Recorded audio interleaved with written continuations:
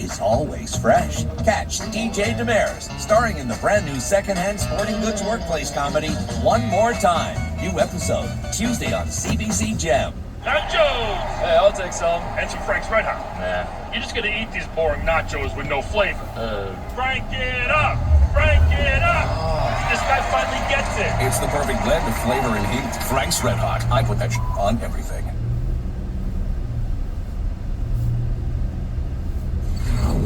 Hey, take a quick look at some eye candy. Hey, Bartholomew, check out Anthony Edwards. Kid is unbelievable. Watch this. He is him. Watch this. Ant-Man, Watch that's me in your room. Listen, he's on a pogo stick, man. I knew he was special coming out of Georgia when he was #1 overall pick. He's America's best hope to be the next LeBron replacement. Wasn't he in that movie, the Adam Sandler movie? He's a great actor. He's really good in that, yeah. So he's got a lot of He'll talent. tell you, A lot too. of talent, that guy. A lot of swag. Star written all over him. We got good games tonight. We got good stars coming your way tonight. Our NBA doubleheader. Showdown in Boston. Jokic and the Nuggets taking on the top team in the East, the Celtics. Then you'll see LeBron and the Lakers hosting the Nets. Coverage begins with NBA Countdown, 7 o'clock Eastern. Good hoops coming your way tonight. Meanwhile, good football coming your way this weekend, and we'll be talking about it next. Patrick Mahomes, is this the most vulnerable he's ever been, or does he once again have Josh Allen right where he wants him? We make our picks next.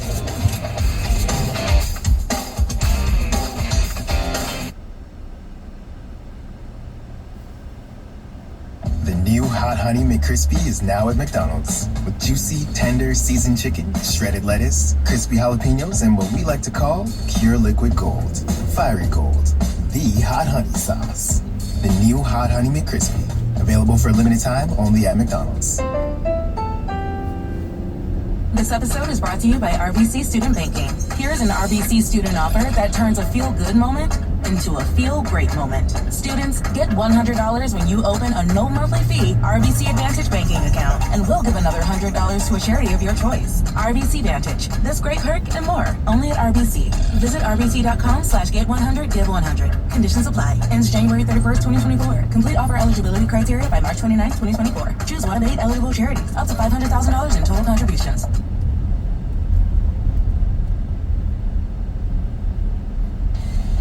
Back on Get Up, we opened with the coaching stuff. Now let's get to the games. A great one Sunday night, Chiefs and Bills. Let's dive into some either or on this matchup. Bartholomew, who will have more passing touchdowns, Mahomes or Allen? I'm going Josh Allen, man. This is his time. At home, home field advantage. He's playing at a high level. It's time for him to make that next step. If not now, then when? Yep, and he might run for a few of them as well, but the passing touchdowns, we're going Allen. D. Wood, which pass catcher will have more receiving yards, Travis Kelce or Stephon Diggs? I'm going with Travis Kelce. We know this Buffalo Bills defense, they got some injuries that they're dealing with, particularly at linebacker on that side of the ball, and I think there's going to be plenty of opportunities in the middle of the field for Travis Kelce in this game. Yeah, he's going to have to get it done. He and Rashee Rice seem to have emerged as the main targets. And then Graziano, you'll be there Sunday night. Who will have more rushing yards, Isaiah Pacheco or James Cook? I'm going to go with Pacheco. D. Wood says they have some injuries on that Buffalo defense. I think that is putting it very nicely. It felt like they lost a starting player on every play the other night, like on defense. My fear for Buffalo in this game is that they are outmanned on defense because of the injuries. And the Chiefs' defense is the elite unit in this game, right? Of both offenses, both defenses, that's the #1 unit. And the coordinator, Steve Spagnuolo, has shown over the years an ability to game plan in the playoffs. He's never had personnel like this. So Graz is worried about the Bills' defense. We're worried about Graz. Danny, you're going back. Got a residency. Buffalo and I need to work on our relationship. Dan, I was trying to figure out the hat. Yeah. And then and then you told me the little secret of it this morning. It's two hats. It's actually two hats. If you can put that picture back up again, Will. I was trying to figure out why his hat looked so unusual. Yeah. And the truth is, it's because it is actually two hats. You had one hat on top of the other. Freezing the other night, and now freezing once again on this coming. Is it going to be as bad this Sunday night? Well, hopefully it won't be there for as long. Like that's the thing. We land on Saturday and find out the game was postponed to Monday, and you can't go anywhere. So it was tough. No, there's no two hats. As of now, there is no snow in the forecast for Sunday. The wind is not supposed to be high. The wind was the problem. We had 50-mile-an-hour winds there on Sunday. You couldn't even walk down the block. So D-Wood, let's get to the game. We will all, we'll all light a candle for Dan, and hopefully it'll be fine out there. In the meantime, it'll be fine. In the meantime, this is a game that has absolutely everything at stake on both sides. For the Chiefs, this is another opportunity for them to sort of cement themselves as a dynasty. This is a huge step for them, their first road playoff game of this iteration in Kansas City. And we all know that how badly Josh Allen needs this win here. And Dan Orlovsky was telling me yesterday, and it dovetails into what I know your point is, they need to get Allen through the beginning part of this game. He's going to be so hyped up and so much competitiveness in him. The Bills themselves need to sort of get him through the early part of the game, which plays to how you believe they need to win this game. Yeah, I think that James Cook needs to be a featured guy in this game. And I agree absolutely with what Daniel was talking about, because you go in this game, you finally got the opportunity. You're at home against Patrick Mahomes, the situation that you've been clamoring for years. And, guys like Josh Allen are always hyped up and everything. James Cook can be that guy that kind of gets things settled down early on. He's such a dynamic player, not only running out of the backfield, but as a pass catcher as well. I think he's a guy that can create mismatches against this very good Kansas City Chiefs defense because of how you can deploy him out there.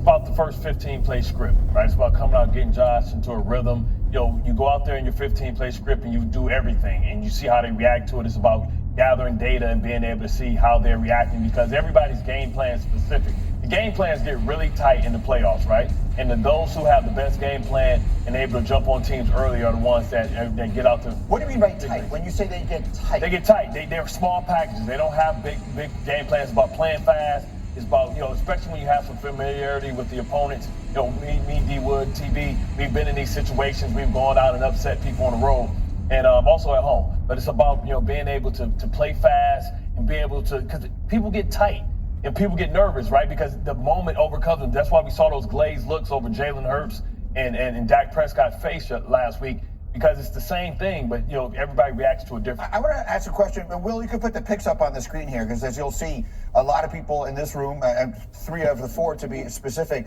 like Buffalo here, the Bills are a 2.5-point favorite. But I want to talk about the home field advantage piece of this.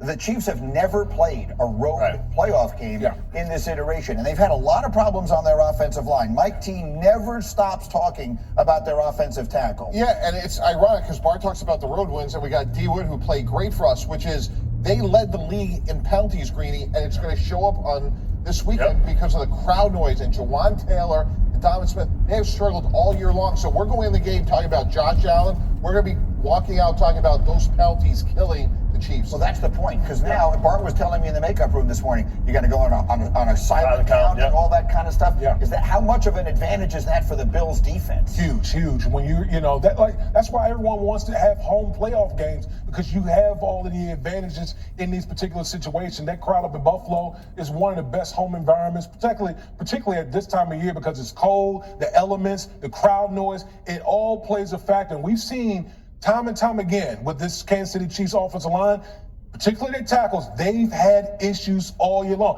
Home, away, it doesn't matter. So it will be a factor in this game. Yeah, and it compounds when you have receivers that aren't consistent with their hands. So you get nervous about that. If you drop one early, does that set the tempo? Like now you're starting to think, oh man, I dropped the pass, and you carry that to the next play.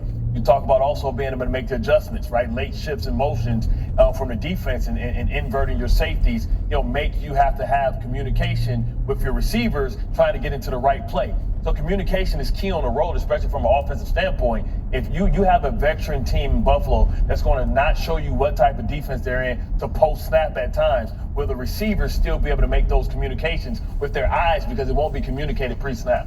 Yeah, I think that with Kansas City, with Buffalo, Josh Allen, this Kansas City Chiefs defense, they're the best at giving up the least amount of explosive plays. Right. So I think the key for this game, like for Josh Allen, how patient can he be? We used to do that all the time when I was in New England, going up against Peyton Manning.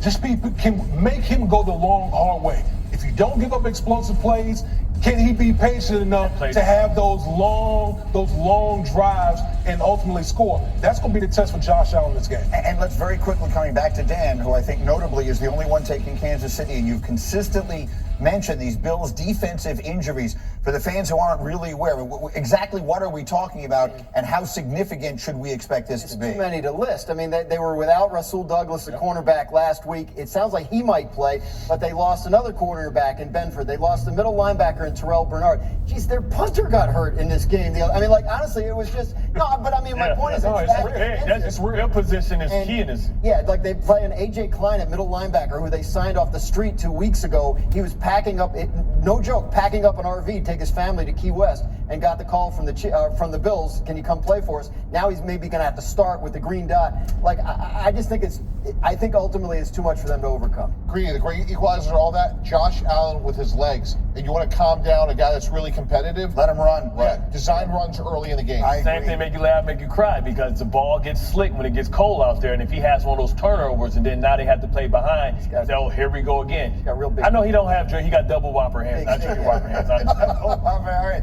Let me go through some other run the hurry up stuff we didn't get to earlier, because there's so much important news around the NFL now. We've talked a lot, Graziano, about the coaching stuff. All eyes on Bill Belichick. Yeah, he's got another meeting coming up here in the next couple days with the Falcons. I think what will happen here is we'll know within the next few days whether Bill Belichick is going to coach the Falcons. And if they can't make it work, then I think the Falcons move on to other options. But right now, it feels like there are high-level discussions going on that could result in him becoming the head coach of the Atlanta Falcons. We're watching that closely as something that could happen here over the next couple of days. Also watching Jim Harbaugh, who has interviewed with the Chargers and the Falcons. The Chargers are the spot. A lot of people I'm talking to want to put Jim Harbaugh. Feels like that's something that could happen. They are interviewing people that have connections with him. Ed Dodds is a GM candidate that Jim Harbaugh knows from their time together with the Raiders. They interviewed David Shaw, the former Stanford coach, who succeeded Harbaugh at Stanford. They interviewed him for head coach, so who knows, maybe that leads to something with the both of them going there, so keep an eye on that. And then this is interesting. The Chicago Bears are going to interview Cliff Kingsbury for their offensive coordinator job. This is the 9th or 10th candidate they've interviewed, so it obviously doesn't mean he's going to get it. But why this is interesting is because, as you see here, Cliff Kingsbury was working for USC this year, and USC's quarterback this year was Caleb Williams, who's thought to be the likely #1 pick in the draft. And guess which team, Greeny, has the #1 pick in the draft this year? Yes, it's the Chicago Bears. Which brings us to our sneaky big news. Mike Tannenbaum was all over this in the meeting this morning. Yeah, Greeny, you got to connect dots when you're running an NFL team. If I'm the Pittsburgh Steelers, the Atlanta Falcons, team that needs a quarterback, and I see that the Bears are talking to Cliff Kingsbury, that's just putting an exclamation point on they're drafting Caleb Williams. Justin Fields is available. And if we go back to last year, guys, remember that big Panther trade with the Bears? That happened at the Combine. These conversations are happening right now. Not that we don't have enough NFL news going on, but right now, if you're interested in Justin Fields, the market starts as soon as Cliff Kingsbury, let's say, gets that deal. If that job happens today, I'm calling them tomorrow. The things you've seen from your knowledge as a general manager, do you feel it is essentially a fait accompli, whether they hire Kingsbury or not, that the Bears have decided they're taking a quarterback at #1? Absolutely, because the inverse would have happened. They would have come out and said, Justin Fields is our guy. We're going to try to get an extension done. The fact that they didn't say that tells us everything. I agree, which means that if you're, as you say, if you're Atlanta, Pittsburgh, or anyone else who wants Justin Fields, the conversations may be going on already as we speak. In the meantime, back to the games themselves. There's no way Green Bay does this again, right? Go on the road and knock off an even bigger foe? Wait a minute! Yes, they might! And we'll explain exactly how next. Get up on ESPN.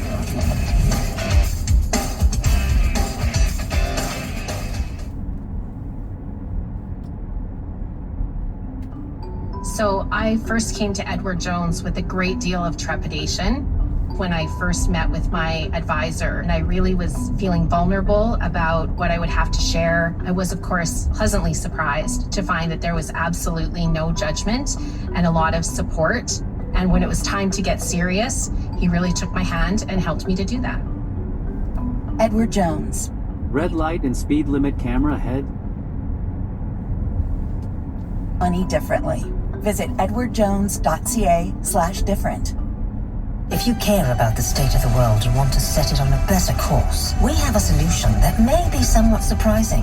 Work in finance. At CFA Institute, our programs and courses are deeply rooted in ethical perspective. But we don't just teach. We create codes of conduct and impact key policy issues with global governments and regulators. To join a global network of investment professionals, visit cfainstitute.org/setthestandard today.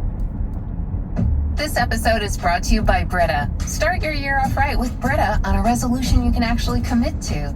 It's fresh, it's filtered, it's the first step in drinking more water and hitting those goals. New year, new water, new you. Brita. It's taste over everything.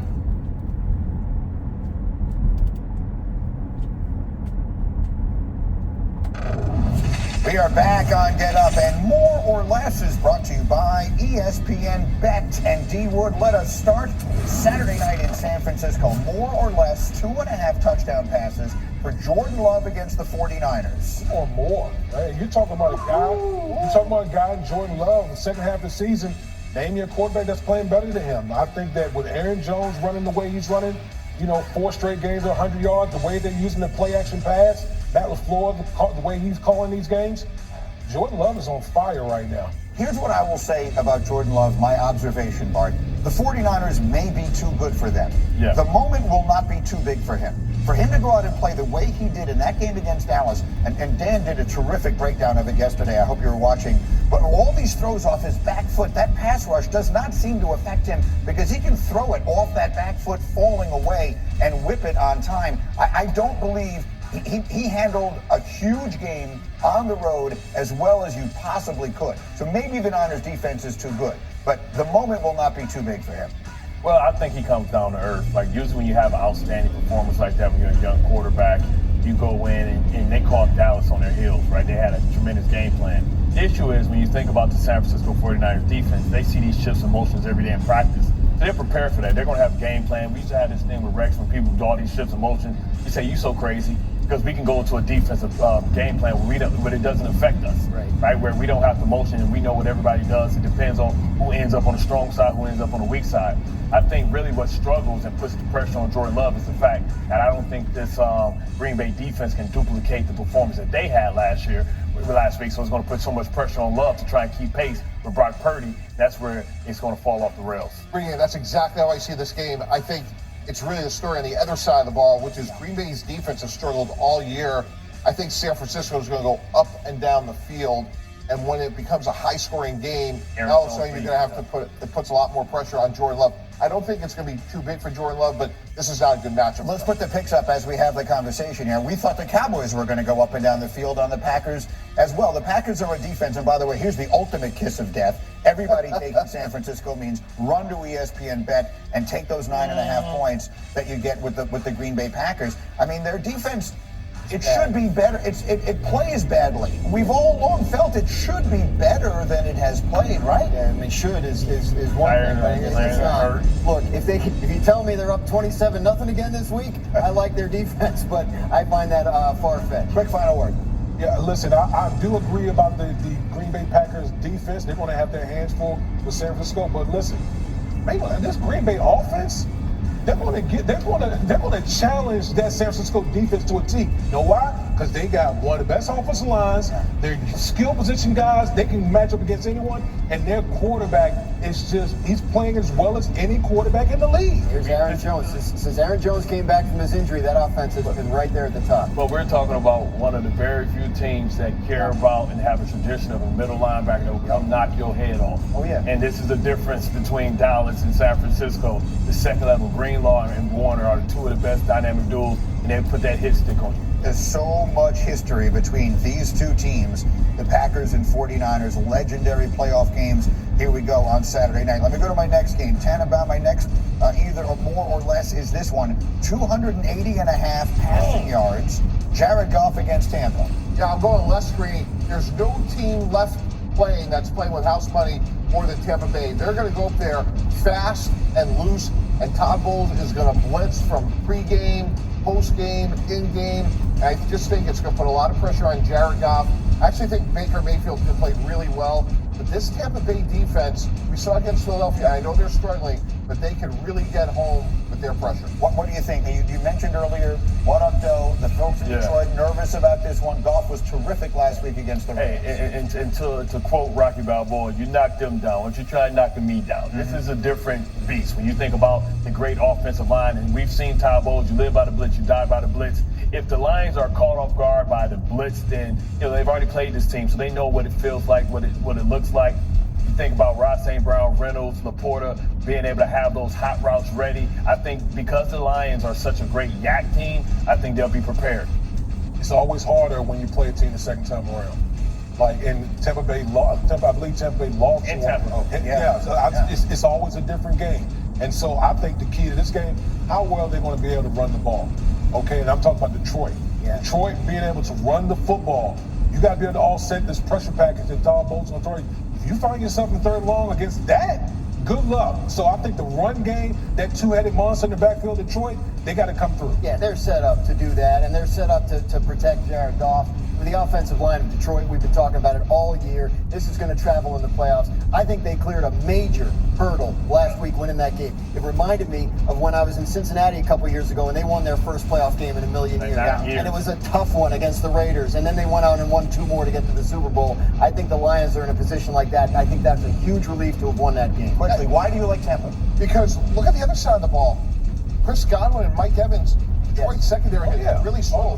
Baker Mayfield's playing good football, and that's why I think they have a real puncher's chance to win. That place is going to be crazy. Let's do our $1,000 a ticket right now. Our game tomorrow afternoon. You can afford it. I'm all on the budget. ABC and ESPN will be Houston and Baltimore. Graziano, more or less, 284.5 total yards for Lamar Jackson against the Texans. I think I said more in this one. I think he'll play well. I do think there's definitely a possibility that that Houston can pressure him into mistakes. I think you're going to see DeMeco Ryans try and blitz, and I think you're going to try and see him pressure him into mistakes. But I don't think there will be enough of those mistakes for him to not have a good game. You understand what I'm saying? I think Houston